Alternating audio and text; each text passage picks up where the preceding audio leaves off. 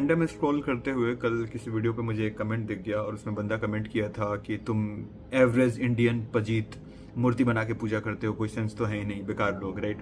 तो जस्ट मुझे थोड़ा सा लगा कि मुझे इस पर बोलना चाहिए कि क्यों इंडियंस मूर्ति बना के पूजा करते हैं। This is not explanation, this is just कि कुएं के मेढक को मैं बता रहा हूँ कि बाहर समुंदर है। सो हिंदुस्तान में जितने भी स्क्रिप्चर्स हैं वो सबसे हाईएस्ट ट्रुथ गॉड को नहीं मानते, अनलाइक अदर फेथ जहाँ पे ईश्वर को सबसे ऊपर माना जाता है।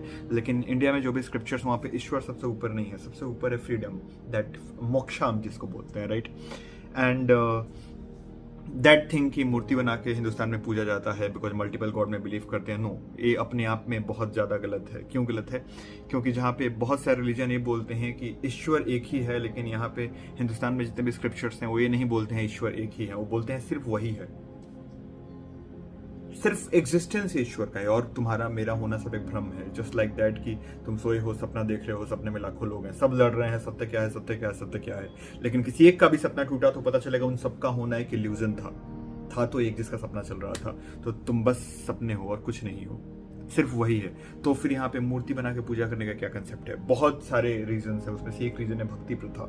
अगर तुम्हें खुद को जानना है, सपने को तोड़ना है, जिसको मोक्ष पाना है, एनलाइटेड होना है, तो उसके लिए बहुत सारे रास्ते हैं। एक रास्ता है भक्ति योग, जिसमें कंप्लीट सरेंडर की बात करते हैं। कहीं ना कहीं भक्ति योग वाला कंसेप्ट है, इस्लाम में भी फॉलो होता है, क्रिश्चियनिटी में भी होता है, एंड वर्ल्ड के ऑलमोस्ट सारे रिलीजन्स में ही भक्ति योग, complete surrender to one, right. India में हजारों रास्ते में से सिर्फ एक रास्ता है जिसमें हम ईश्वर को पूरी तरीके से सरेंडर कर देते हैं, जो मीराबाई ने किया था कृष्ण के लिए, जो रामकृष्ण ने किया था, राइट। तो जब हम पूरा सरेंडर करते हैं तो हमारा जो इमोशन होता है वो एक ऐसे हाईएस्ट स्टेट में चला जाता है, इतना जॉयफुल हो जाता है कि जब वो अपने हाईएस्ट स्टेट में जाता है, वो अपने पीक पे जाता है, तो उसी समय हमको रियलाइज हो जाता है सत्य का कि सत्य है क्या।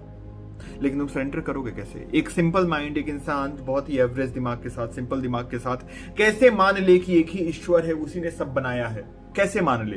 तो उसी लिए आता है मूर्ति पूजा का कंसेप्ट, क्योंकि सब तो वही है, एवरीथिंग इज दैट, राइट।